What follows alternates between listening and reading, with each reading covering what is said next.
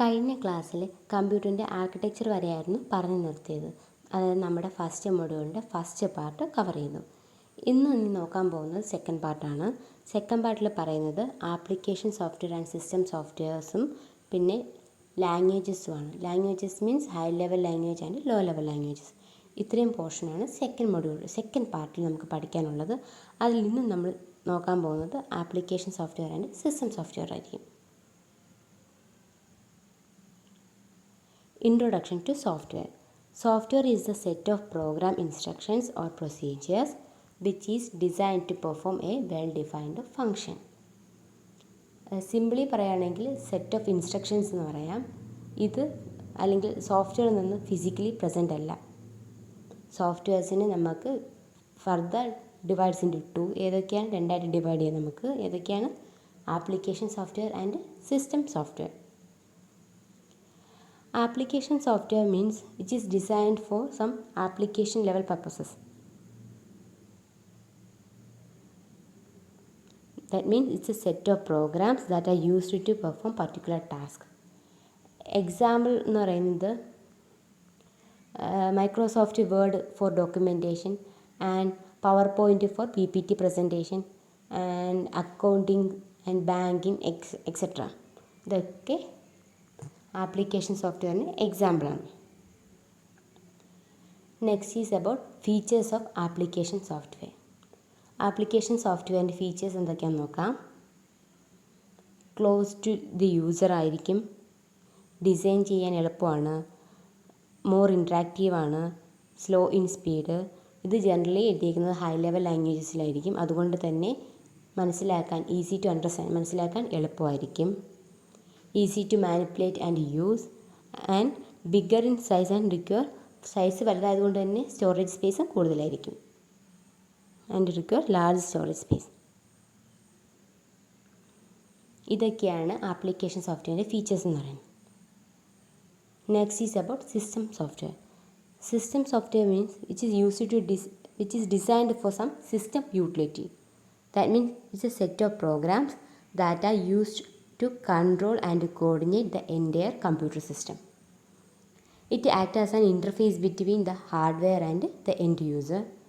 Example എന്ന് പറയുന്നത് OS means operating system, compiler, interpreter, assembler, linker, loader. ഇതൊക്കെയാണ് system സോഫ്റ്റ്വെയറിന് example.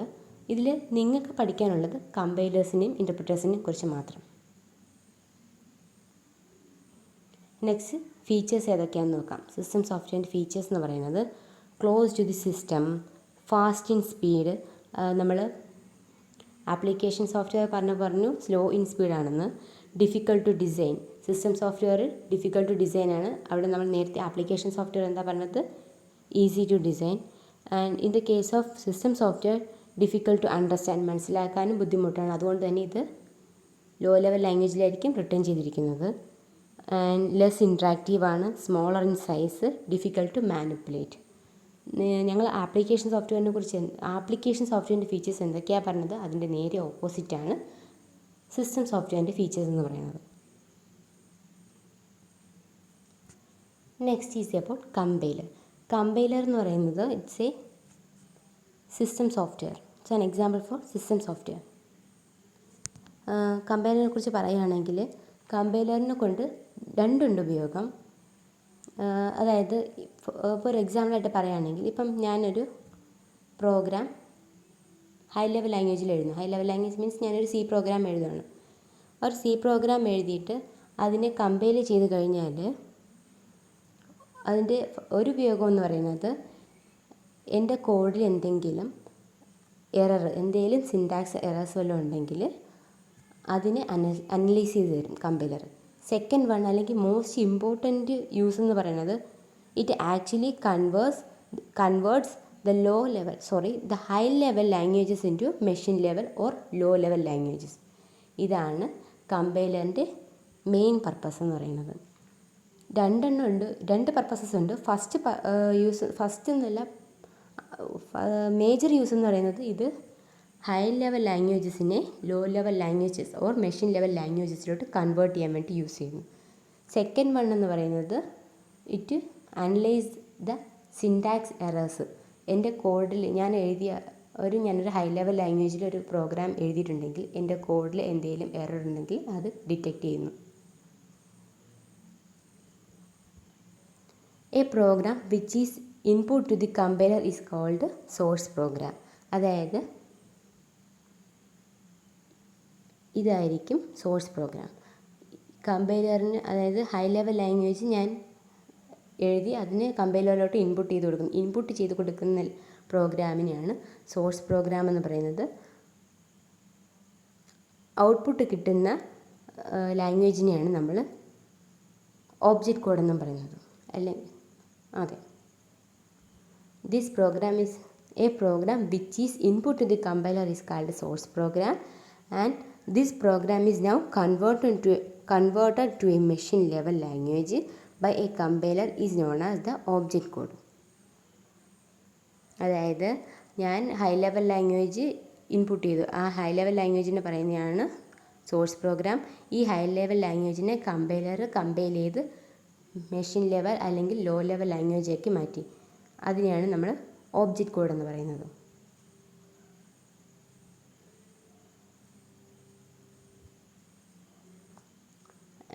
Different compilers are cross compiler, bootstrap compiler, decompiler and transcompiler.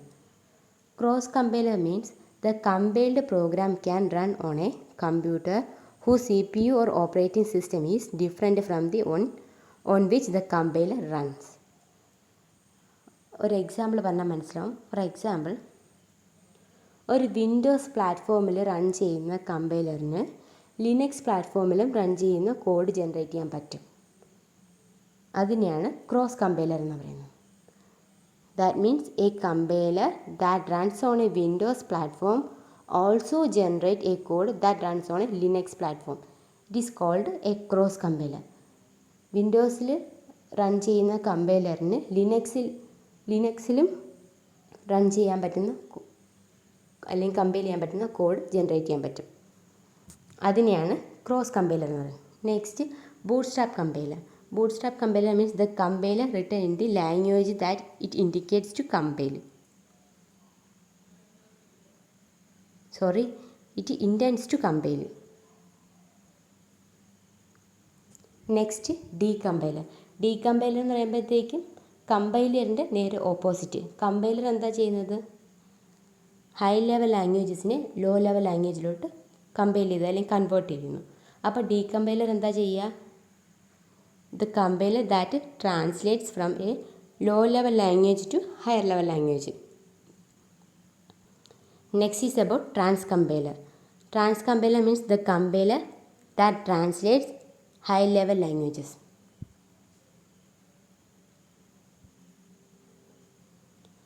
Next interpreter ആണ്. ഇതും compiler കണക്ക് തന്നെ high level ലാംഗ്വേജസിനെ machine level അല്ലെങ്കിൽ low level ലാംഗ്വേജിലോട്ട് കൺവേർട്ട് ചെയ്യാൻ വേണ്ടി യൂസ് ചെയ്യുന്ന ഒരു സിസ്റ്റം സോഫ്റ്റ്വെയറാണ് interpreter. It's a program that translates an instruction in to a machine language and executes it before proceeding to the next instruction. That means ഇവിടെയാണെങ്കിൽ ഒരു പ്രോഗ്രാമിനെ ഹൈ ലെവൽ ലാംഗ്വേജിൽ നിന്ന് ലോ ലെവൽ ലാംഗ്വേജ് അല്ലെങ്കിൽ machine level ലാംഗ്വേജിൽ convert ചെയ്ത് കഴിഞ്ഞിട്ട് അതിനെ എക്സിക്യൂട്ട് ചെയ്ത് കഴിഞ്ഞതിന് ശേഷം മാത്രമേ അടുത്ത ഇൻസ്ട്രക്ഷൻ പ്രൊസീഡ് ചെയ്യത്തുള്ളൂ അല്ലെങ്കിൽ അടുത്ത ഇൻസ്ട്രക്ഷനെ പ്രോസസ്സ് ചെയ്യത്തുള്ളൂ. ആദ്യം ഒരു ഇൻസ്ട്രക്ഷൻ എടുക്കും, അതിനെ കൺവേർട്ട് ചെയ്ത് ഹൈ ലെവൽ ടു ലോ ലെവലാക്കി അതിനെ എക്സിക്യൂട്ട് ചെയ്തിട്ട് പിന്നെ അടുത്തത്, അതായത് ലൈൻ ബൈ ലൈൻ എക്സിക്യൂഷനാണ് ഇൻ്റർപ്രറ്ററിൽ നടക്കുന്നത്. It translates one program statement into machine language, execute it and then proceed to the next statement. ഞാൻ ഓൾറെഡി ഇപ്പോൾ പറഞ്ഞതാണ്. ഒരു സ്റ്റേറ്റ്മെൻറ്റ് എടുത്ത് ആ സ്റ്റേറ്റ്മെൻറ്റിനെ മെഷീൻ ലെവലിലോട്ട് ട്രാൻസ്ലേറ്റ് ചെയ്തിട്ട് ആ സ്റ്റേറ്റ്മെൻറ്റിനെ എക്സിക്യൂട്ട് ചെയ്തതിന് ശേഷം മാത്രം അടുത്ത നെക്സ്റ്റ് സ്റ്റേറ്റ്മെൻറ്റിലോട്ട് പോകും. ലൈൻ ബൈ ലൈൻ എക്സിക്യൂഷനാണ് ഇൻ്റർപ്രറ്ററിൽ നടക്കുന്നത്. അത് തന്നെയാണ് ഇൻ്റർപ്രറ്ററിൻ്റെ അഡ്വാൻറ്റേജ് എന്നും പറയുന്നതും ഡിസഡ്വാൻറ്റേജും അത് തന്നെയാണ്. എങ്ങനെയാണ് ഡിസഡ്വാൻറ്റേജ് ആവുന്നതെന്ന് നോക്കാം, എങ്ങനെയാണ് അത് അഡ്വാൻറ്റേജ് ആവുന്നതെന്ന് നോക്കാം.